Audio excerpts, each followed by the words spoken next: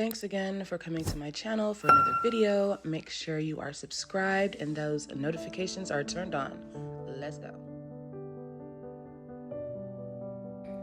So I'm really excited about this particular set, you guys, because I pretty much used my own products for this set, and I love how everything came out, and I'm really happy that I get to share this with you because this is the first time that I'm really getting this on camera. So yeah, let's explore the Talented Red Nails products together in this nail tutorial.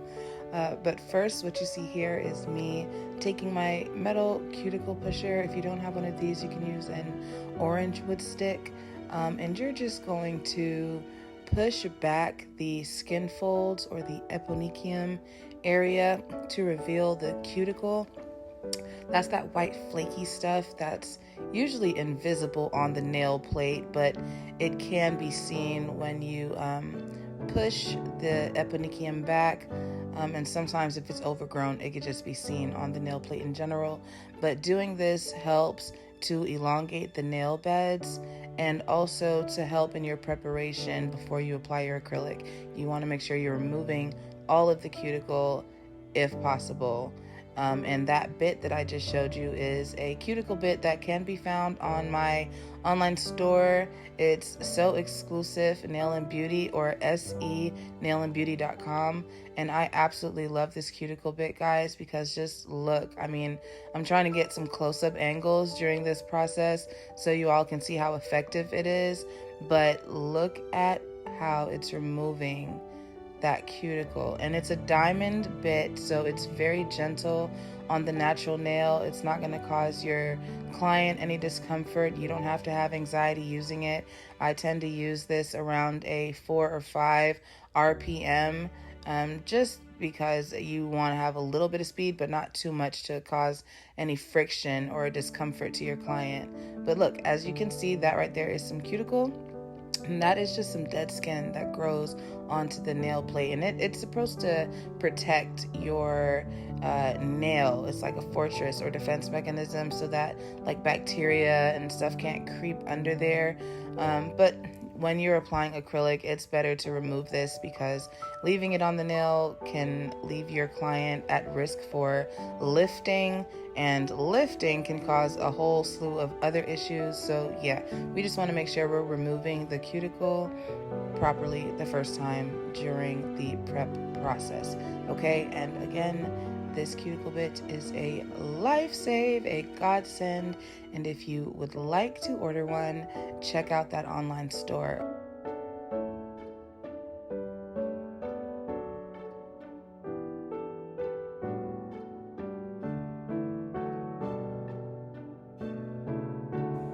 So I'm going to go ahead and do the same thing on the other hand.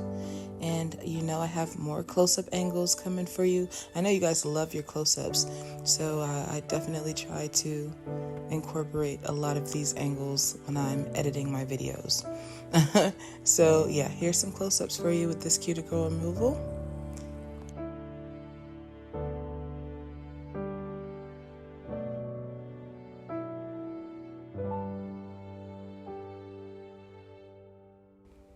Make sure that when using this cuticle bit, you're keeping the flattest point of it, or the base, pressed against the side walls or skin fold area. You do not want to dig this bit into the nail plate. You just want to keep it flat, making sure that the full surface of the bit is making contact with the nail plate, and that only the base of the bit, or that circular part, is running against the skin folds. Okay, that's how you want to use this bit.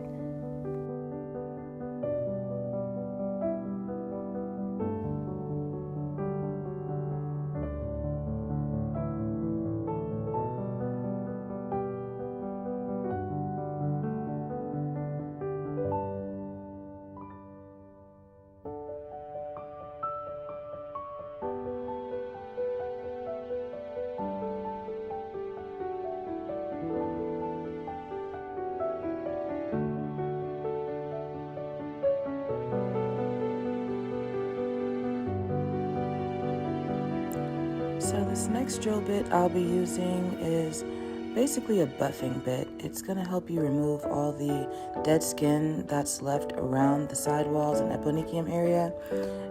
Yeah, as you can see, I'm just going over lightly again, using my e-file at about a 4-5, definitely no higher than a 6 with this particular bit, because you need a little bit of speed, but you don't want to cause too much friction for pain or discomfort to be felt. So as you can see, I'm just going around, starting from the right, going all the way around the base and then up to the left to buff away the dead skin. This method is a lot safer, and I would say for those that are really anxious or nervous about using cuticle nippers, this is a better method for you so that you don't have to worry about cutting your client.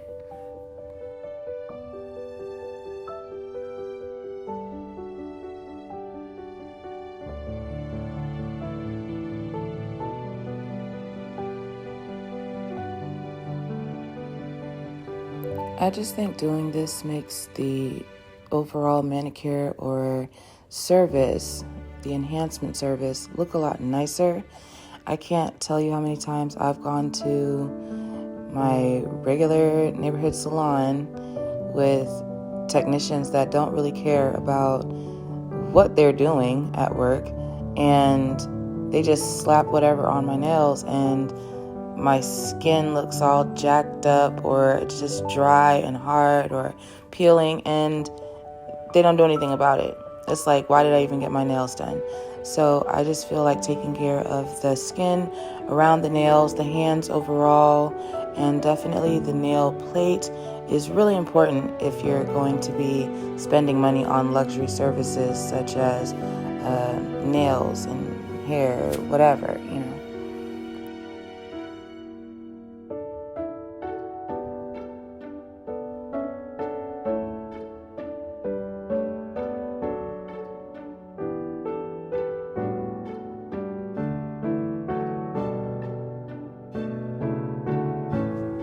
Let me know in the comments what you all think about this method.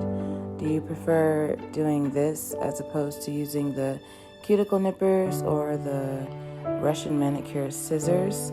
You know, what is your preferred method for removing excess skin around the nail plate before doing an enhancement? Because you have to make sure that you're doing this in some way. You know, it's just good practice in your prep and an overall look, the aesthetic of the hand. Like, you have to do this. If you're not, then you should be doing one of these methods. But let me know in the comments, what is your method? What do you like to do? Or are you going to start doing this one?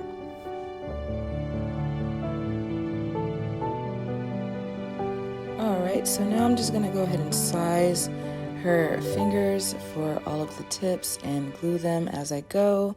These tips can be found on the online store, senailandbeauty.com. Look at that. This is the extra long seamless coffin tips, and I absolutely love these. There's another version of these available on the site as well, but they have a built-in C-curve, so more of a pinched look, and they're a lot better for clients that have the curve in their natural nails, the apex in their natural nails. Some people, you know, their nails just naturally grow like that. So if you do have a client with clubbed nails, clubbed fingers, or just overall curved natural nails, the coffin tips are super amazing for that. I'm going in with my tip cutter, as you all have been watching me do, just cutting them down to the right size for her. And she wants a tapered square look, and I love these extra long coffin tips because once you cut them down, you already have your tapered square shape. You really don't even have to do anything. You can hit the free edge, square it off a little bit, but besides that, you're good to go. Just blend in the tip and lay that acrylic. I mean, you don't want to file it too much because then you'll get a coffin shape, and if tapered square is the goal, then you'd be doing the most. So keep that in mind.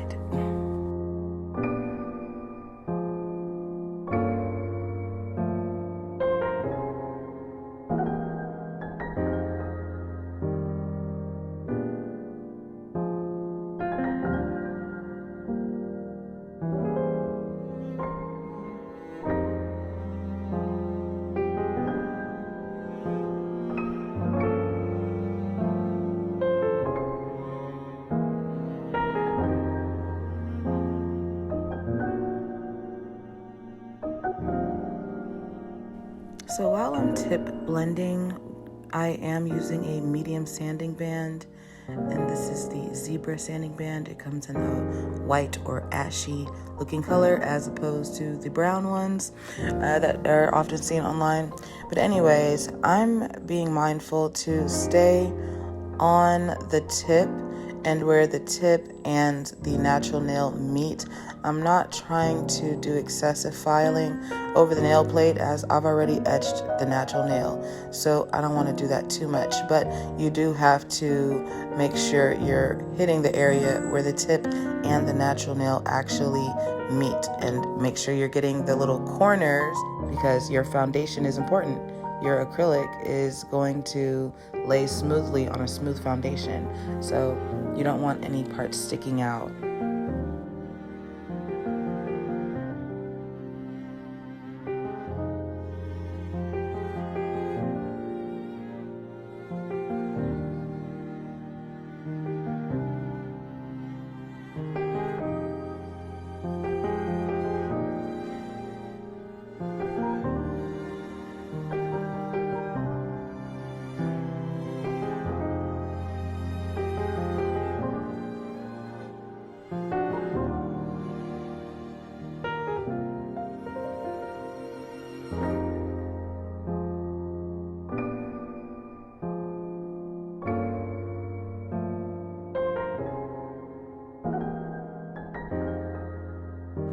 Now I'm just going to file the free edge slightly. I don't have to do too much.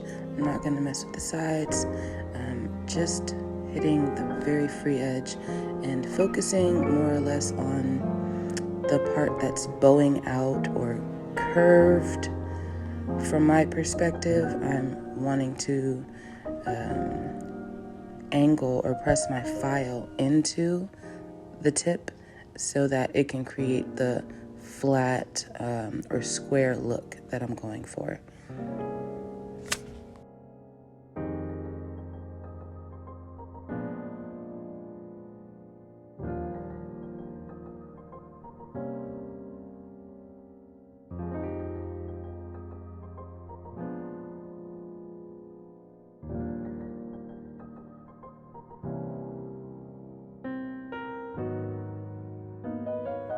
Now that I'm done with that, I'm ready to prime the nail plate.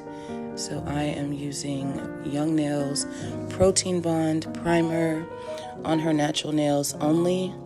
And after I do both hands once, I'm gonna do it again. I like to prime twice just for that extra layer of stickiness. It really makes a difference with the prep work, and for me, I don't really feel like my clients have lifting issues when I use this primer. So for this particular set, I'm going to be using colors from my line: Clear, Glass House, Summertime Magic, which is a glittery acrylic, Dragon Fruits, Rosy Cheeks, and Pure Intentions. For the monomer, I'm just using an EMA-based monomer. I'm back and forward on whether or not I want to produce my own monomer or even store it. Like, there's a lot that comes with that. So for now, I'm just using an EMA-based monomer. I believe this one could have even been Young Nails, if I'm not mistaken. So let's see how well it works with my acrylic.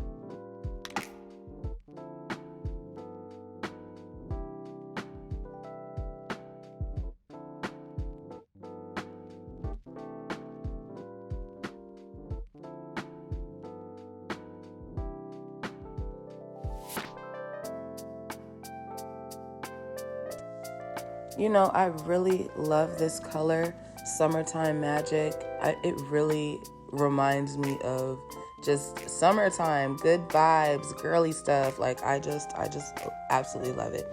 Speaking of girly stuff, I do have a glitter acrylic called Girly Stuff, but all of these acrylics can be officially purchased on the so exclusive nailandbeauty.com website. Okay, I know a lot of people are looking for a website to be like Talented Red nails.com or something like that, but that's not the direction I'm going in with what I'm doing. So all of my products will be on senailandbeauty.com.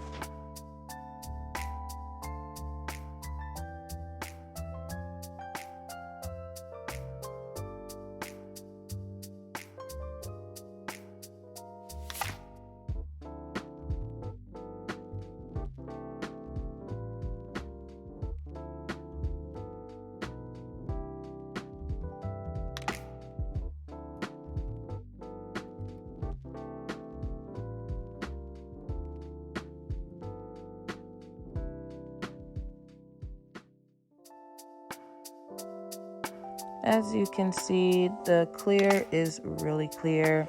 It does look like glass, which is why I called it Glass House. So this is really, really pretty, and it sets quickly.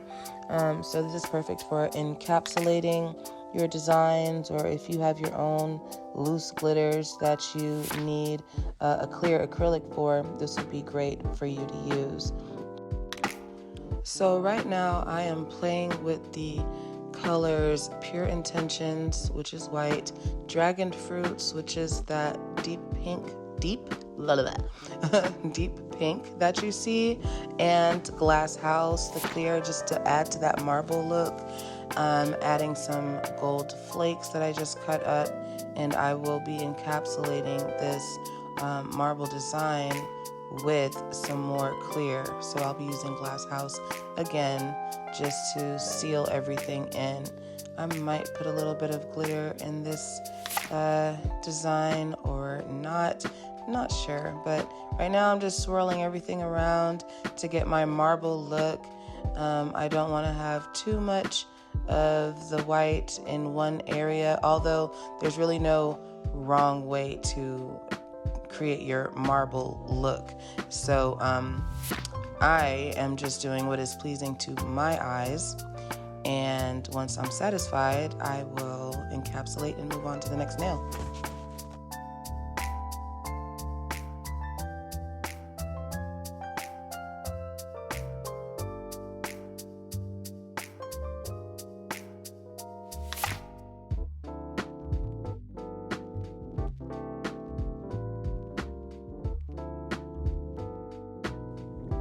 I'm trying to figure out how much foil I want on this nail.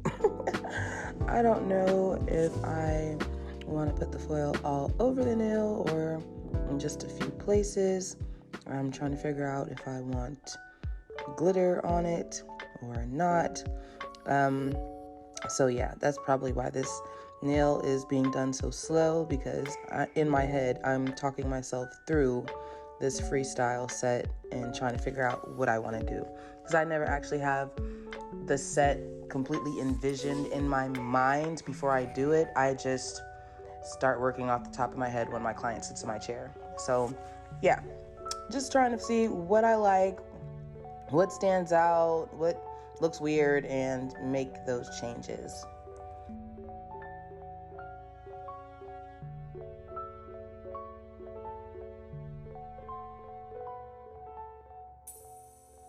So I'm not really feeling how the chunky glitter is looking on this particular nail, because I feel like it's hiding too much of the marble design along with the gold foil and stuff. So I'm just taking the chunky glitter off, leaving the smaller pieces, and then I'm going to go ahead and use Glass House to encapsulate.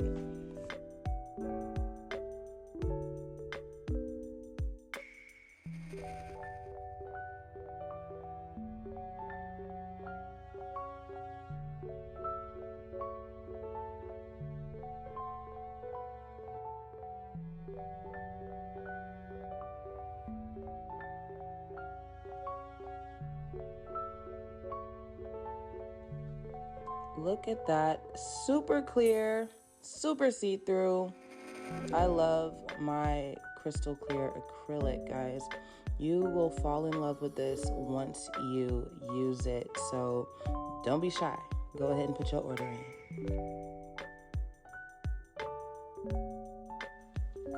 This acrylic is really easy to work with as long as you're using an EMA-based monomer. I can't speak on using an MMA-based monomer because I just don't use MMA, but as you all can see, you can get a really smooth application with this acrylic.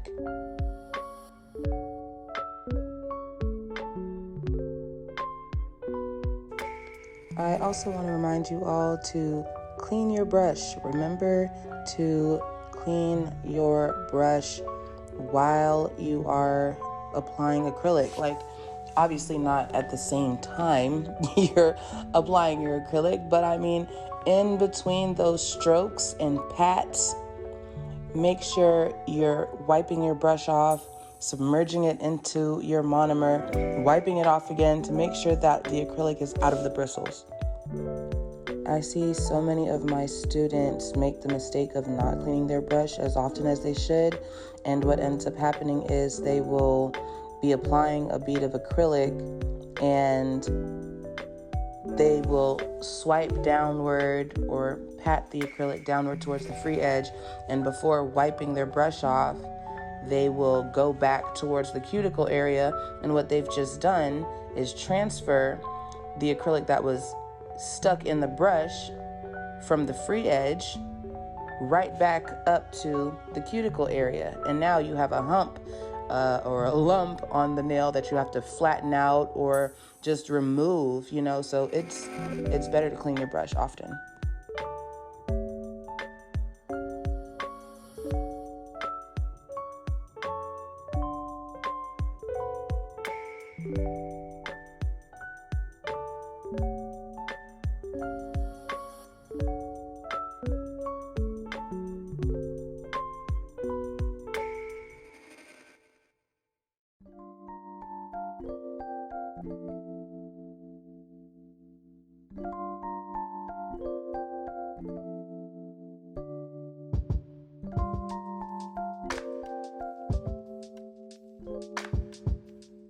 Check it out. Yes, look at rosy cheeks, honey.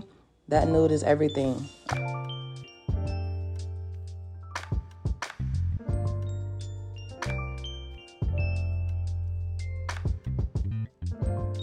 So I'm gonna go in with rosy cheeks again. Let me give you guys a bit of a close-up here so you can see what I'm doing. I'm just gonna place my bead right at the point where the fingernail and the artificial nail meet. And I'm going to push the acrylic up or back towards the cuticle area and then work it down towards the free edge. And what you guys see me doing is basically making sure the acrylic is evenly distributed across the nail tip. And if I see that one side is running away, so to speak, from the other, or it's trailing a little bit longer than the other side, I will just use the tip of my brush to kind of even it back out, push it up and slide it over, make sure everything's even so that as I'm working it down, it's all coming down together as opposed to only one side coming down and then I have to add more acrylic to the other side. Just use the tip of your brush, push it up a little bit to give you some more control, and then work it back down.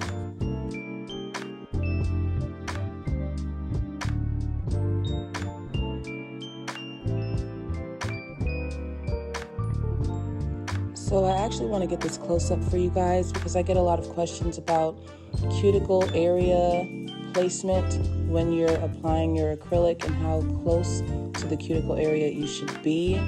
You don't want to apply your acrylic bead right on the skin or even super close to it, because as you can see, the acrylic is going to spread, flatten out, and go into those areas anyway. So if you're starting off right on top of the skin or right at the skin, you are guaranteeing that the cuticle area is going to flood with the acrylic powder. So you have to place it up to the cuticle area, but not right on it, if that makes sense. Because keep in mind, it will spread out. And then that sidewall area, the skin fold area, is going to act like a wall to stop it from going completely off your finger. But it will spread into your sidewall area. So keep that in mind and don't place that bead right on the skin.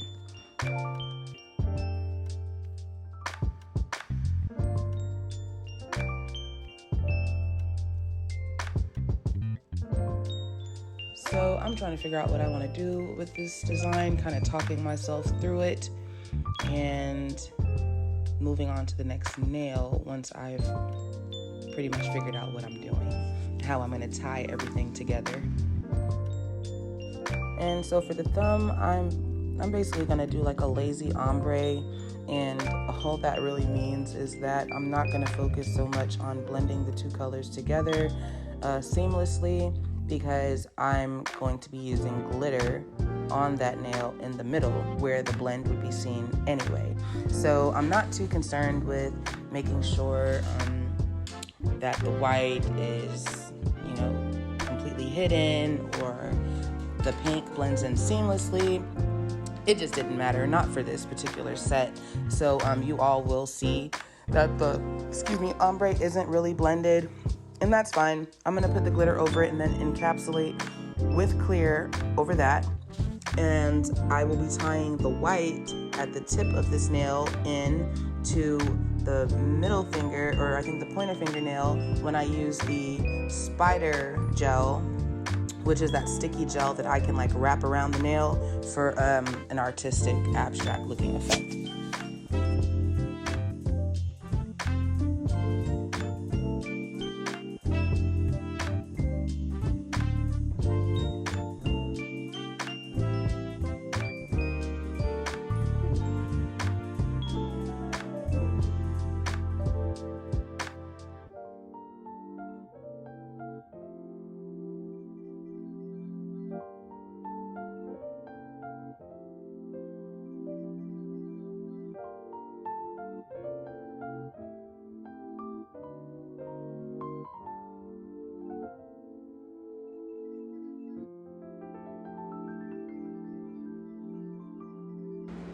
As you can tell, the blend isn't perfect, but like I said, that's pretty much, it didn't matter. That was not my intention, but it was my intention, just to do it kind of lazy because I have an idea for this nail.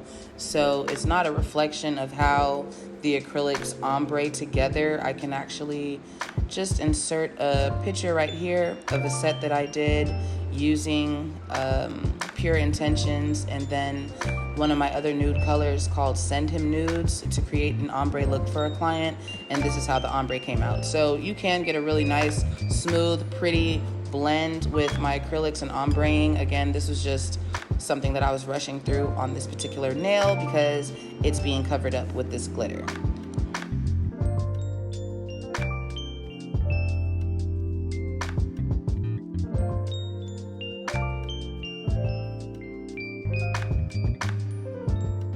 So because I want everything to tie in together, I'm seeing how I can incorporate the gold flakes on this nail so that it ties in with the ring fingernail. And I'm just going to basically outline the glitter that I just applied with the gold foil and then encapsulate all of that with Glass House.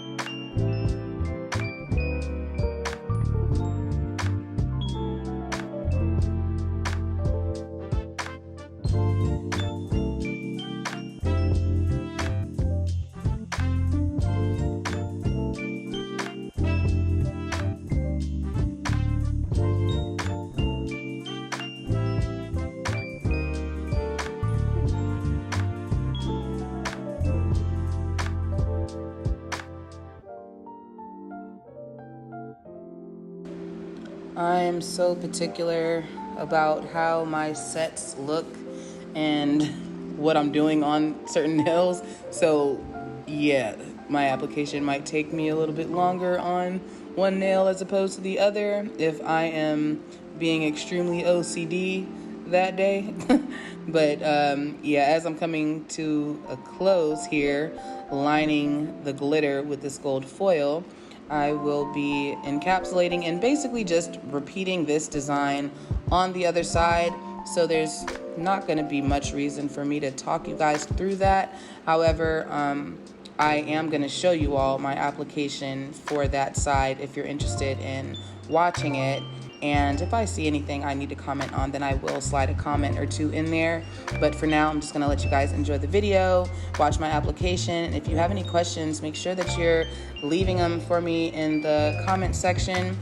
And if you haven't already, subscribe and thumbs up this video, guys. It helps the algorithm. It helps me be recognized on YouTube. It allows other people to find my channel. So, you know, definitely show your love, show your support. If you clicked on this video to tune in, give it a thumbs up, you know, and you can subscribe. Subscribing's not going to hurt anything. Your emails aren't going to get flooded with a whole bunch of junk or spam if you subscribe. However, if you turn on your notifications, you will be alerted anytime I do post a video. So, you know, just make sure you all are keeping up with my channel and the content that I'm posting, and be sure to show love if you appreciate the content that I'm posting. Word. Love you guys.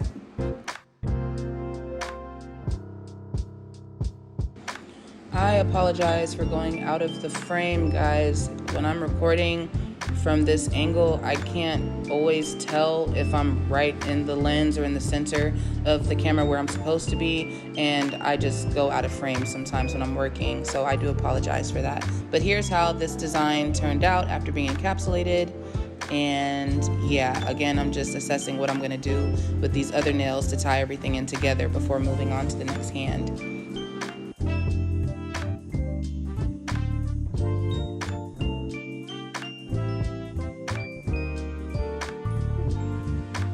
I'm keeping my application pretty light with the glitter acrylic only because I don't need to pile it on there to make the nail thick, being that I'm going to encapsulate with clear anyway.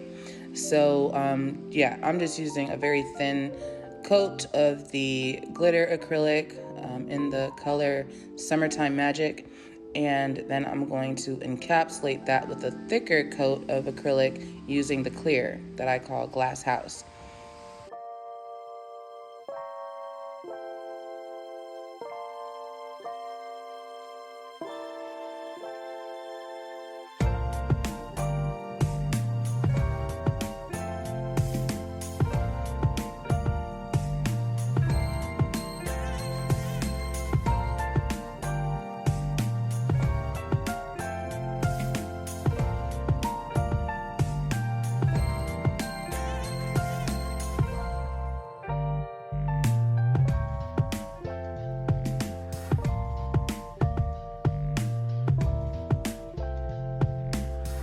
So again, I'm just going to place my bead right there in the center where the tip and the free edge meet, and I'm going to push the bead towards the cuticle area and play a volleyball game with the acrylic going back and forth from left to right, just so I gain some control and slow it down while it's polymerizing. You know what I mean? Because when you first place your bead, it has a tendency to just run all over the place, especially if your ratio isn't right.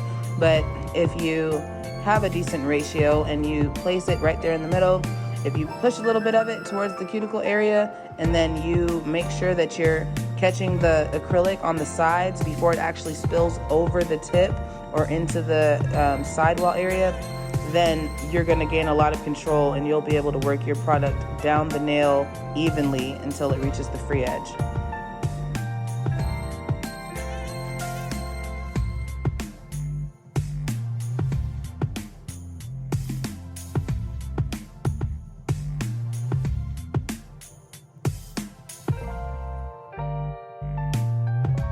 Place my bead here at the cuticle area, but not on the skin, and blend it down into my first bead. Look at how pretty that is. very seamless, very smooth.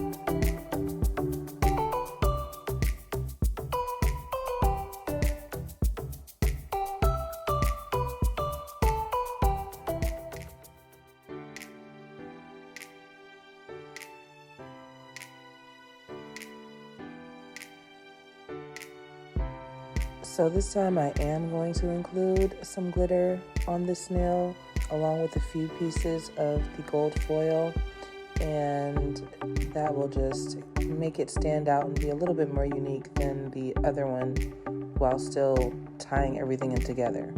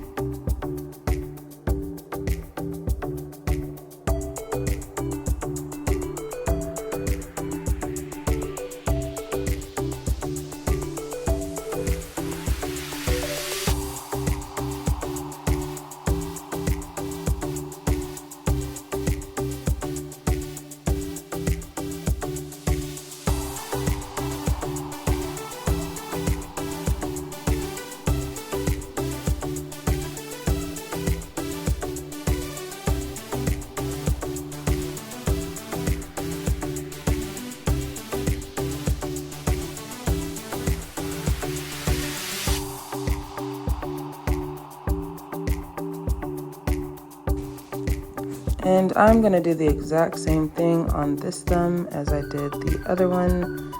Just, yeah, a little blooper there, as you can see, trying to get that bead onto the tip. But yeah, not really focus on a perfect blend, just wanting to replicate the design and get into my shaping.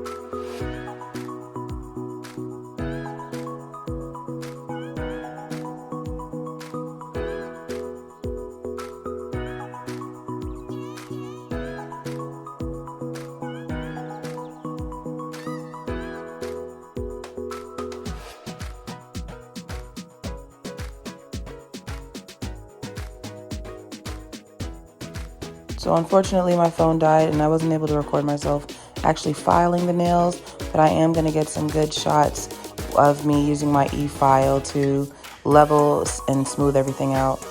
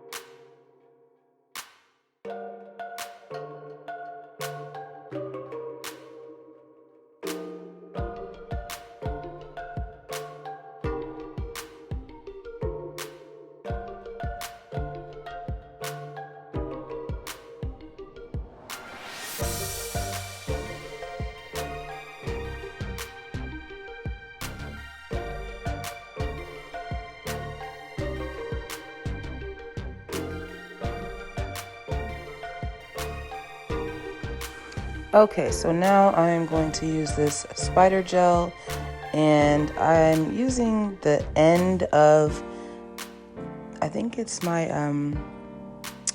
wax pencil, Well, obviously the wax isn't on this one.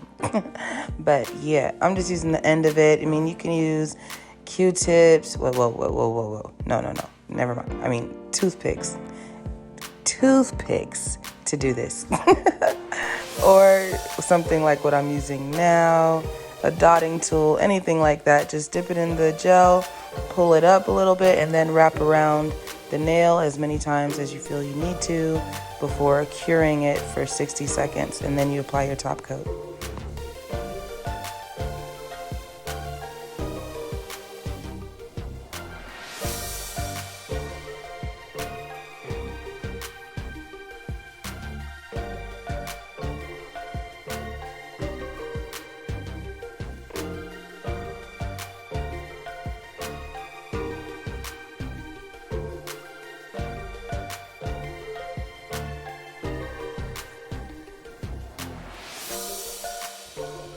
Make sure when you're using gel polish, you're cleaning the sides and removing any excess gel polish that could be there, because you don't want to make the nail too bulky or, lose the shape that you just worked so hard to perfect. So clean up the sides so that it's nice and smooth, and there's no need to file after you've placed your top coat.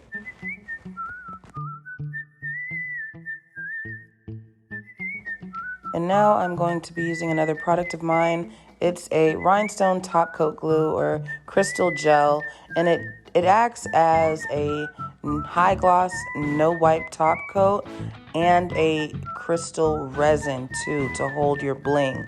It is awesome. Oh my gosh, you guys, I love this stuff. You're gonna love this stuff. Make sure you take advantage of the sale that is on the site. You save a few bucks if you buy at least 3 of them. So, and you're gonna want to have this, because if you use pixie crystals, or even if you're doing something like what I'm doing right now, you don't have to worry about your bling going anywhere. This stuff is amazing, and you don't have to even use another top coat to seal around it. Like, this acts as the resin and top coat. It's so dope. You guys have to get this stuff.